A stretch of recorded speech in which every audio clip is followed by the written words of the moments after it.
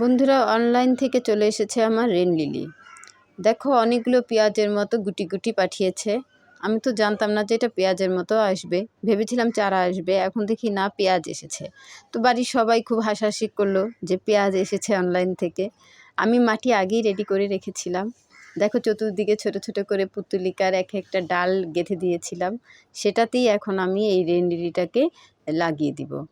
একটা একটা করে একটু ফাঁকা ফাঁকা করে দূরে দূরে দিয়ে দিব, কারণ বলটা খুব বড়।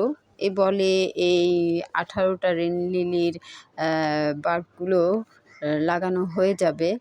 আর আশা রাখি ফুলও হবে। কয়টা বাঁচে তা তো বলতে পারি না, কিন্তু লাগাচ্ছি। পেঁয়াজের মতো দেখা যাচ্ছে, এখন দেখা যাক কয়টা হয়। তো একটু দূরে দূরে সুন্দর করে, মাটিটা কিন্তু খুব উর্বর।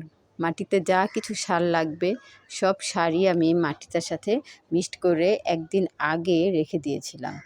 তো রেন লিলি গাছটা চলে এলো, এখন পেঁয়াজগুলোকে লাগিয়ে দিচ্ছি। তারপর দেখা যাক কি হয়।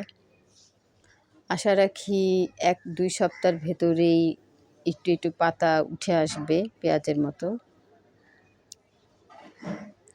হ্যাঁ, কমপ্লিট হয়ে গেল। একটু ঢেকে ঢেকে দিলাম, তারপর হালকা একটু পানিও দিয়ে দিব। তারপর এখন প্রায় 15 দিন পরে দেখো পাতাগুলো বড় বড় হয়ে গেল। আর সবচেয়ে মজার, পাতার সাথে সাথে ছোট ছোট 3টা রেন লিলির চারার ভেতরে কলিও এসেছে, মানে ফুলের কলি। দেখো, খুব সুন্দর দেখা যাচ্ছে, কুঁড়ি ছোট। আশা রাখি এটা বড় হয়ে যাবে খুব তাড়াতাড়ি। মাশাআল্লাহ, হলুদ ফুলটা ফুটেও গেল, খুব ভালোই লাগছে দেখতে।